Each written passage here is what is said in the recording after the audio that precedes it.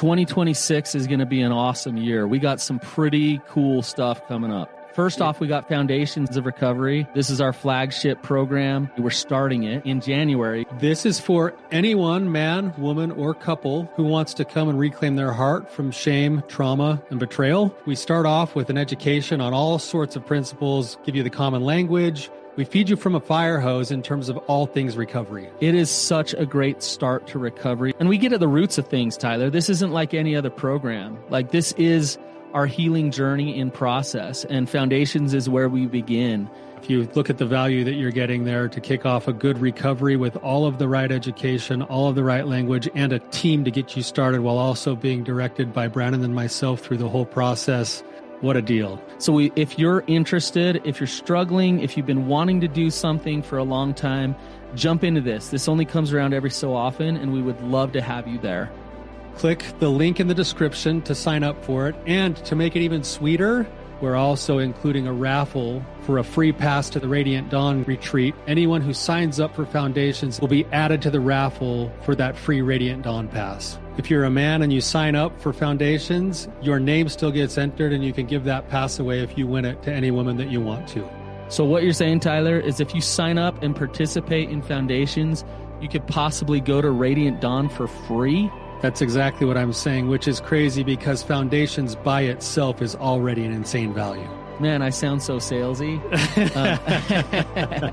But it actually is awesome. So come to Foundations. And even if you don't come to Foundations, sign up for Radiant Dawn. It's beyond therapy, the best healing experiences that you can have. Click the link below and come join us. It feels like I'm doing my 50%, my partner isn't. And how do I help my adult child with failure to launch? What's up, you guys? Welcome to the Therapy Brothers podcast. I'm Brandon. I'm Tyler. We're brothers. We're therapists. We're not afraid of your questions. So bring it.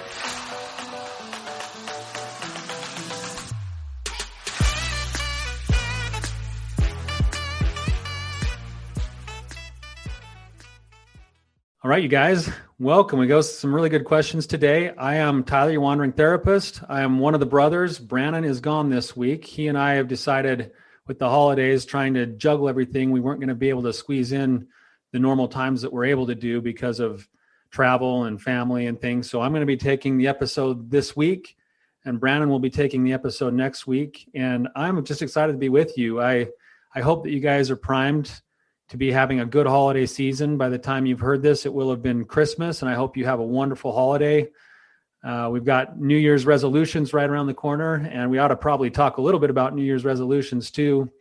And maybe we will cover those in an upcoming podcast as well.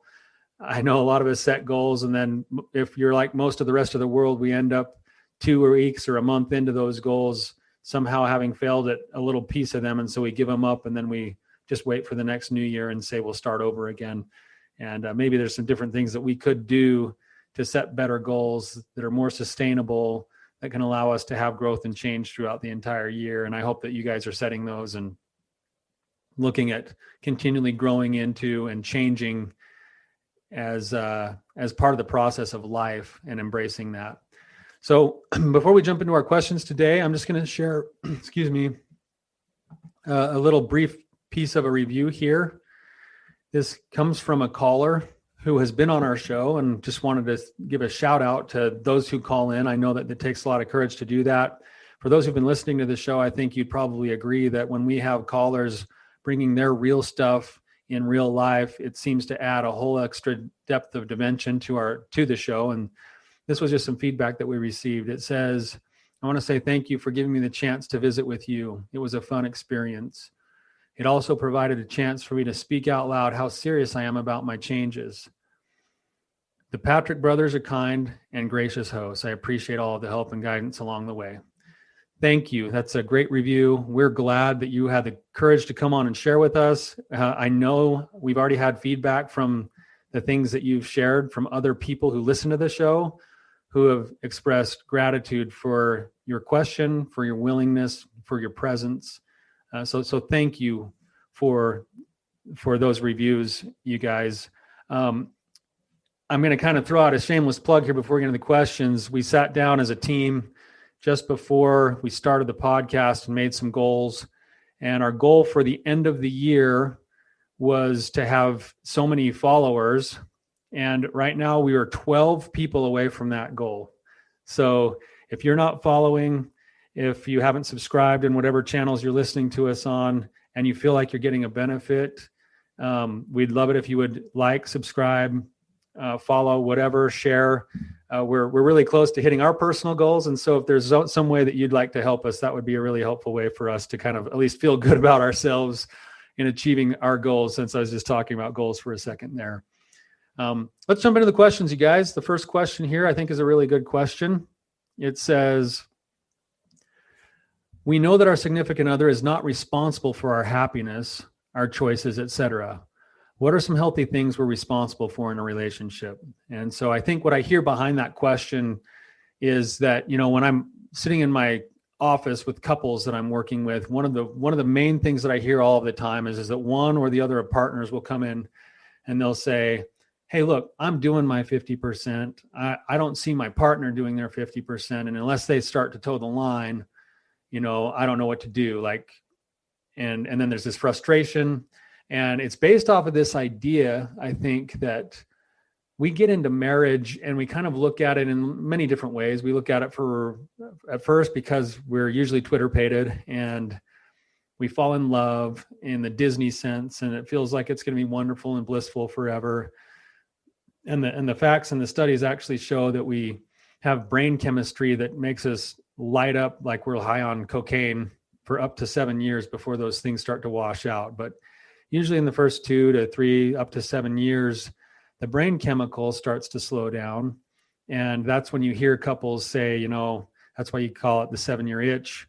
We fell out of love, or I don't know what happened. We've just grown apart. And what couples misunderstand is that they came into marriage with that Disney perspective of you fall in love and live happily ever after, and you meet a partner who completes you and all of that stuff. And then when it doesn't actually play out, we feel like we've been cheated, or that the person that we're with is the wrong person, when in reality, what's actually happened is that we've been fed a story that is actually pretty false, in the sense that most marriages don't blissfully live on happily ever after. In fact, most marriages include hills and valleys.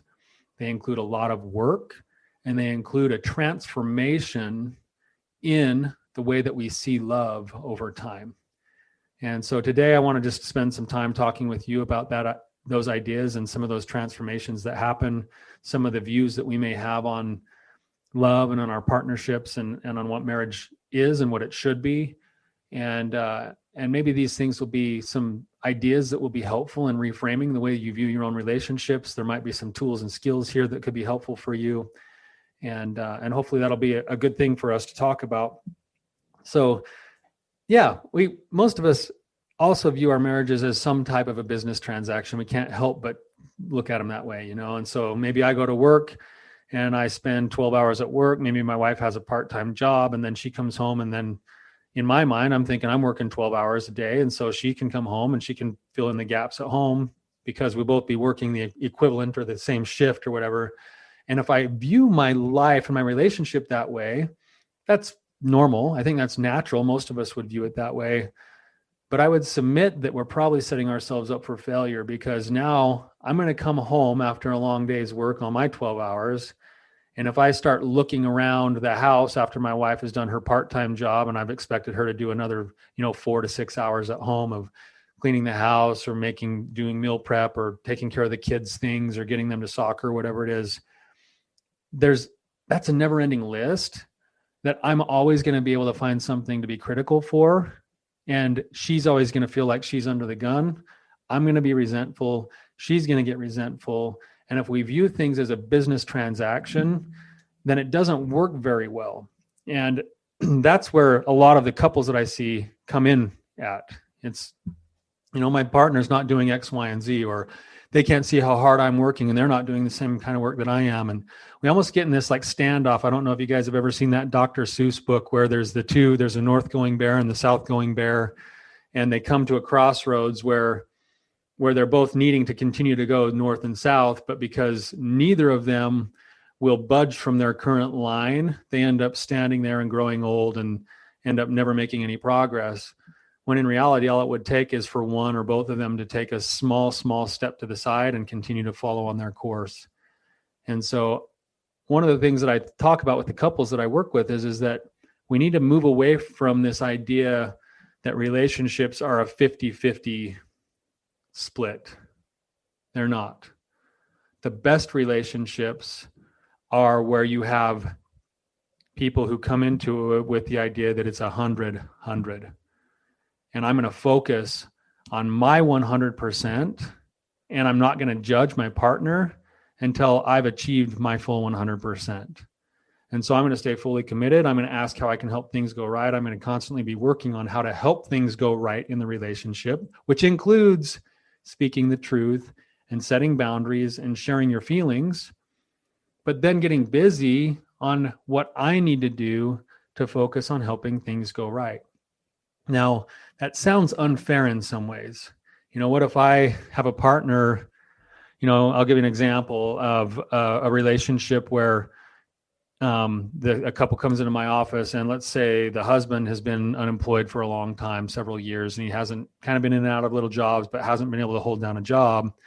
And so the wife has gone to work, and then she happens to also fall victim to something that happens with a lot of couples, which is that for some reason the woman ends up pulling what we call the second shift. And what the second shift is that if you have two working people, statistics show that if you had two full-time working people in a couple and who have kids, more often than not, the woman takes the brunt of the work after the day jobs are over. She ends up working the second shift a lot more and carrying a lot more of the load than the husband does often. This isn't always the case, but that's just what the statistics show, right? So then what happens is now I've got a couple in my office where the wife is feeling overburdened.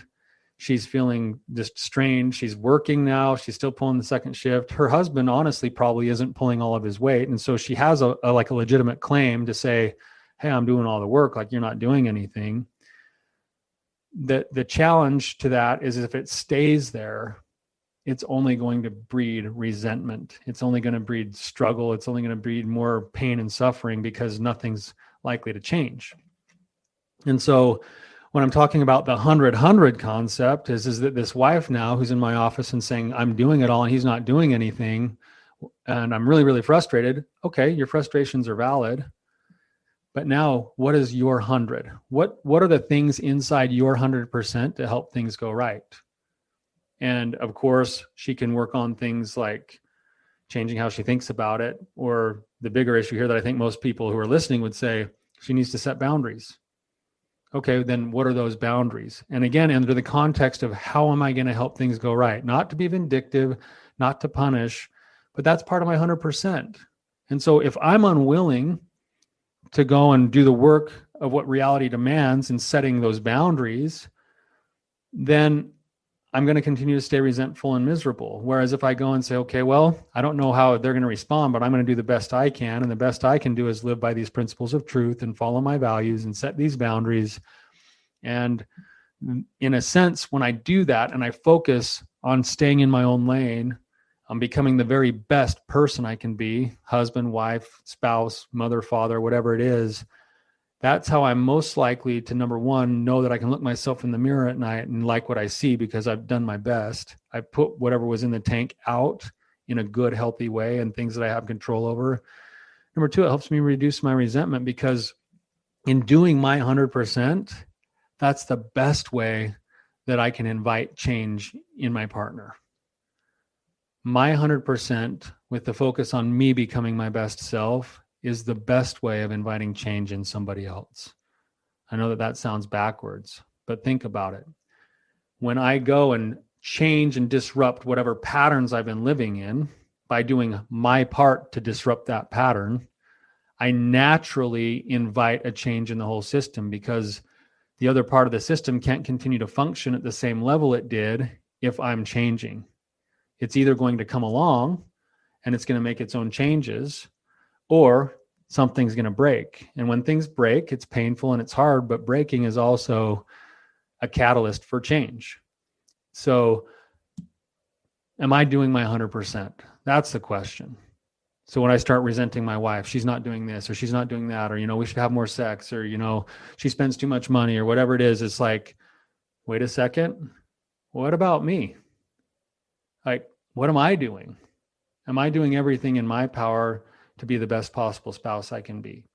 And that puts power back in your court. You no longer have to be powerless to the situation or to your spouse having to move or do their part. You have the ability to continue to make choices, and it keeps the power of choice in your court.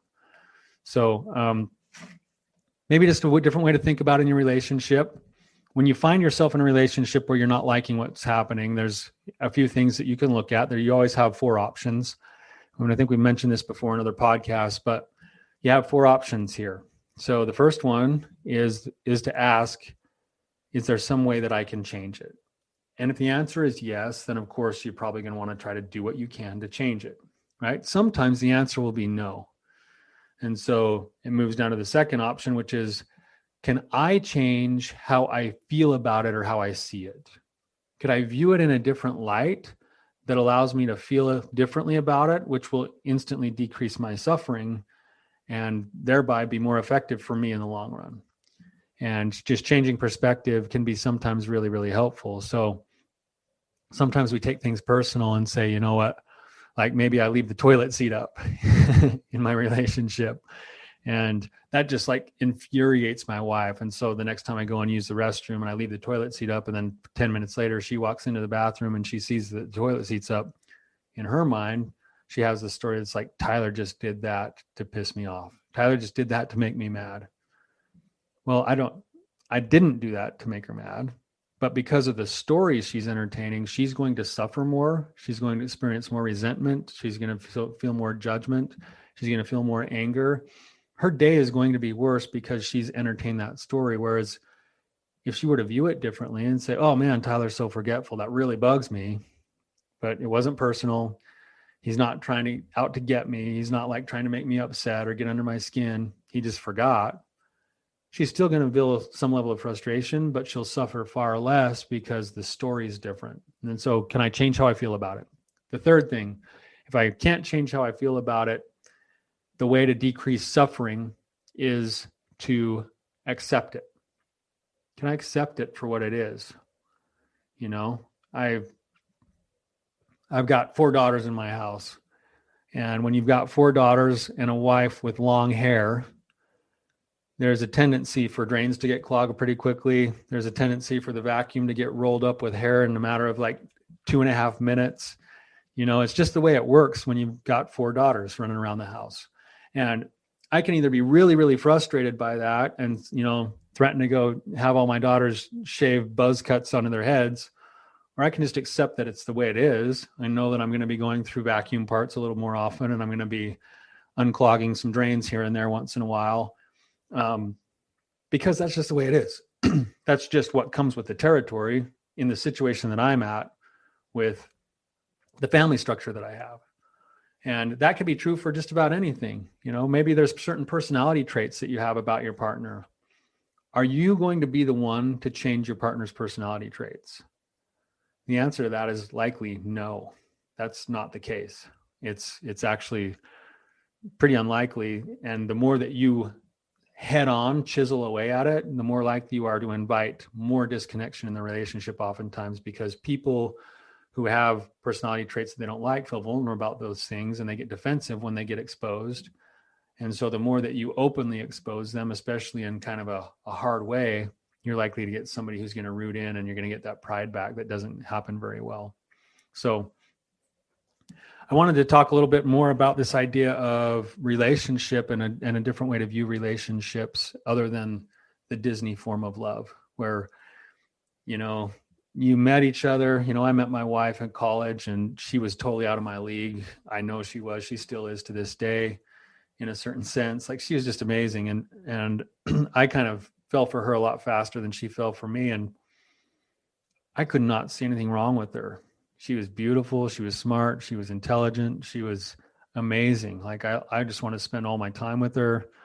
And luckily, over time, somehow I tricked her into feeling the same way about me enough that we ended up getting married. And then things happen. And after you get married, it's not like things stay blissful for that long, especially when you start bringing kids into the equation and you have work and you have school and you're poor and you don't have a lot of resources and there's stress that comes in. And pretty soon you wake up one day and go, wow, like I'm not necessarily seeing the princess that I thought I did. And she's waking up going, geez, who did I marry?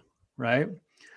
I had some really good advice sort of come to me through a church leader when we were very first getting ready to get married, because I was in this blissful state. And we went in and we talked to a church leader, just kind of the pre-marriage sort of meeting with your church leader. And we were sitting and talking there, and he likened it to sort of this like overall plan, like the whole biblical plan. And he said, I want you guys to view your marriage a little bit differently than maybe you are currently viewing it. And he said, I'd like for you to view it in the context of what happened with Adam and Eve in the garden.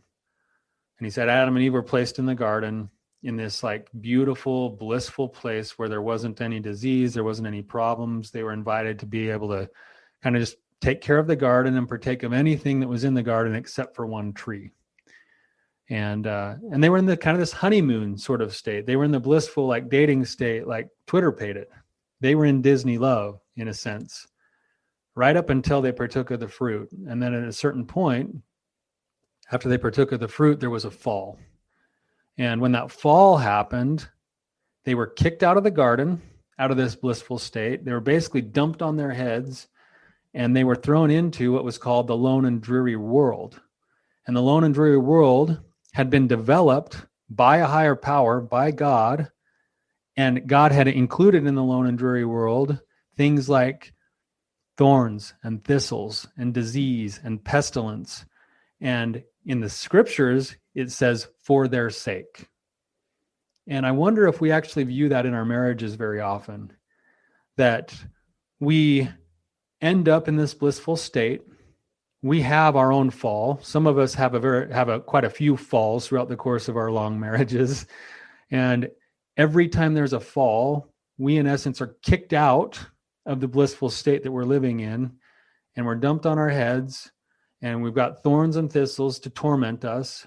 And as we learn to deal with the torments of those thorns and thistles, as we strive together, as we work together, as we pass through sorrow together, as we struggle together, if that struggle happens, and if both of us learn to give our 100%, it actually transforms us into a new place. We actually become new in our marriage. And instead of living from this place of pure twitterpation, we grow into a place of loyalty and commitment and this depth of like understanding each other and intimacy, because we know each other and we've seen each other in all of the different phases and lights of what life has to offer us.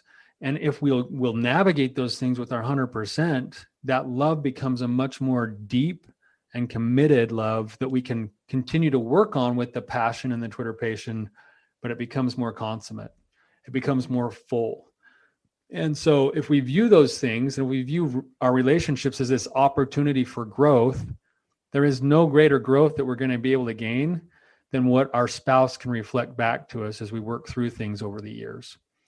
And so if we could view marriage as this transformative thing instead of this thing that we're supposed to jump into and make the other person make us happy all the time, we just by changing the way we look at it, we can actually experience more depth, more happiness, more contentedness in our marriage. The very flaws that you're criticizing your spouse over might be the mirror image of what you need to be seeing as to why it bugs you so much. They may be a gift to you. It may be an opportunity for you to look at yourself and say, hey, there's some things here that I can do on my 100%. So hopefully that's helpful for you. Really, really good question. It's about personal accountability. Our happiness is always within the reach of our ability to see things differently. I think I missed the fourth piece of what you have an option to do. So you can maybe change it, change how you feel about it, accept it. And the last one is you can't just stay miserable. But remember that if you choose that, that's still a choice, which means you're accountable, which some people don't like to hear, but is actually really empowering if you think about it. So second question today, this is a really simple, small question. And it was just typed, how do I help an adult child? And the child is put in quotes, who basically has a failure to launch. And this is a really, really tough question. It would be really nice if we had a little bit more context to go off of here, just because there's so many other factors that could be going on here. But in essence, I get this question a lot with parents who come in and they've got a child who is kind of maybe gone out of the house for a month or two and tried to do their own thing, but then they end up coming back. It reminds me of a song by AJR. You guys can look it up if you want, called Don't Throw Out My Legos. And it's basically this idea where this kid's having a chance to try to leave the house, but he's telling his mom and dad to keep the Legos around because he's not sure if he wants to totally leave yet. He wants to get out and be on his own, but he also he's not sure if he wants to actually leave. And I think a lot of times what we see is we see, these younger people, they're in a transitional place in their life, right? There's a lot of factors going on. The transition itself can be stressful. It can cause depression. It can cause anxiety. There can be other mental health problems that are going on. And most parents are thinking, I'm going to do everything in my power to make sure that I set my kid up to not fail, right? We all want to do that. Every one of us as parents wants our kids to be extremely successful. And sometimes we can offer resources to our children and they take advantage of that. And, they stay home and they work and they start to provide for themselves, and then they kind of grow out of it. And, that's what we would all hope for as parents. But sometimes we provide all of those things and the launch doesn't happen. And then a parent's stuck because now they're stuck between a couple of feelings. And this is the most common thing that I hear in parents who have children who are kind of like having a slower period or a failure to launch is, they'll go to a therapist or they'll go to a friend, and what do their therapist and friends say is, set some boundaries and move them out, right? And on one hand, that makes sense, right? Like as a parent, you're like, okay, yeah, needs to set some boundaries. My kid needs to grow into it. Like I need to give them the opportunity to go and learn and grow and things like that. But then the other side of it for a parent is often this feeling of guilt and a feeling of fear. That's like, I'm letting my child down if I do that, or I'm a bad parent if I actually kick them out of the house or, encourage them to move on. And then there's a third part of this, which is that somehow we as parents feel like we're failing if we see our children have any type of struggle. And so any of that pain that happens in their lives is some type of a reflection on us as parents, and we can't tolerate that. And in a sense, we're kind of being selfish and making their lives more about us than it is about them. Even though a lot of us don't want to admit that, that's pretty common for us as parents because we're so invested. We put a lot of time and energy into these kids. And so when we don't see them succeed, somehow the world has made it be a reflection on us as parents instead of let it just be, hey, this is part of life. And so you're stuck between this rock and a hard spot where how hard do I push to try to help things move, to try to help facilitate adulthood, so to speak? And how much leverage do I have with them living in my own house, but they're also adults and need to make their own choices? And can I tolerate my own feelings and allow my child to maybe experience some pain in the growth process that they're experiencing? So there's a lot of factors that go into it, and so I don't know what the situation is with the person who typed in the question, but if there's big, massive mental health issues, that's going to look a little different than maybe a parent who's got a child who just really hasn't been exposed to the ability to fail and grow much and needs a chance to go do that. And so the answer won't be uniform across the board, but principally speaking, there's a few things that you can think about as you approach your relationship with your adult child. The first one is this idea that there needs to be accountability and responsibility for everybody who's involved here. And so as a parent, you have the ability to leave some of the accountability and choice in the court of your child. And you can do that at any level, right? You could say, hey, we're here to help you. And as long as you're working and you have a job and you're able to, start saving money to go do what you're going to do, we're happy to provide that, right up to, hey, it's been a really long time that you've been here. There hasn't been a lot of change, and there seems to be a lot of time spent on video games, and there hasn't been any work or job. So we're here to help, but the only way we'll help is if you have a job. And so in the next 30 days, if you haven't gotten something, then you can find someone else to stay with, one of your friends or something. That sounds harsh. It's not necessarily harsh if you've done it with the right heart. All the way to the other end of the spectrum, which is, I can't handle my own guilt, so give me your cell phone bill and I'll buy your car and I'll pay for the car insurance, and you can stay home and just let me know what video game you want next week and I'll pick it up for you and enjoy the basement. Now you guys can hear that. Maybe there's two ends of the spectrum, and for each child, somewhere in the middle is probably more of an accurate place to start looking at. But can I set boundaries? Can I speak the truth? Can I also approach those children from a place of love and sincere care? And this is the hard part, is that maybe the best way for me to care for my child is to set aside my own guilt and allow them an opportunity to have some failure, allow them an opportunity to grow, and give them the gift that, in essence, if we're going back to it being biblical, that God did to Adam and Eve when he kicked them out of the garden. They'll figure it out.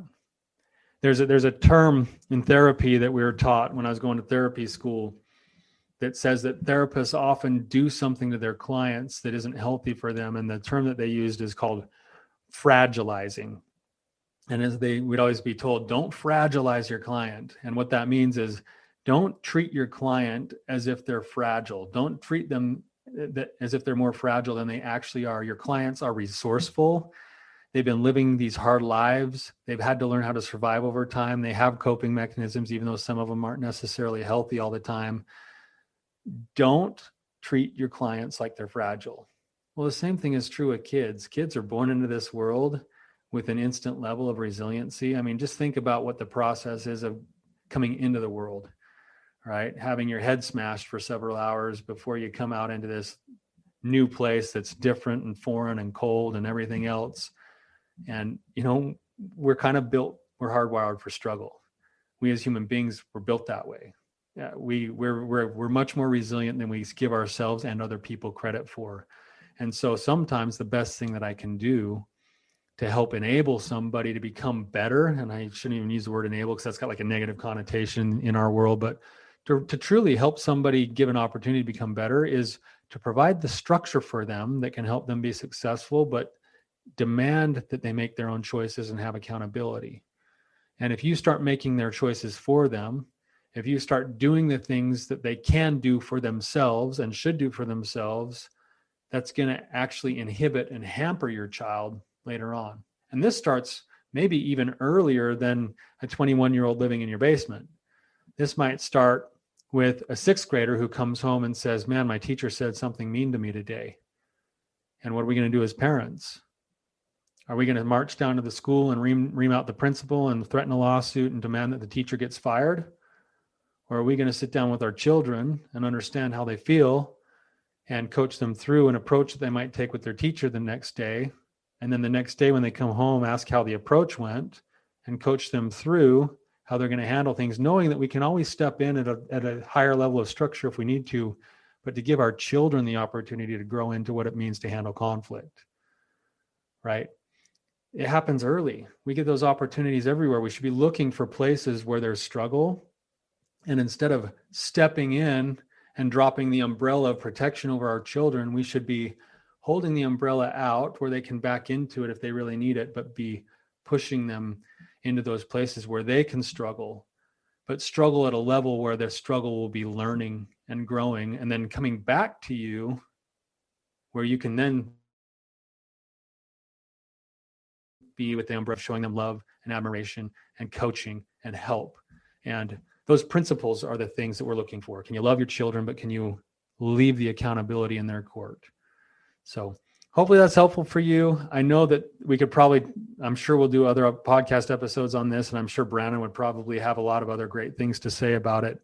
But thank you guys for listening. We've been receiving a lot of feedback from people on what we're doing, and we always want more feedback. If you have feedback for us, please feel free to contact us through any of the channels that you have right now on the Spotify or on Apple Tunes, or you can also look up brandonpatrick.com, or you can go to lovestrong.com, and there's a place to post contact and questions and things. So hope you guys are having awesome holidays, managing your amazing family situations. I know that that's always fun during the holiday season. It can be challenging and a real blessing. And I hope you're finding a lot of peace and joy, and you guys have a great week.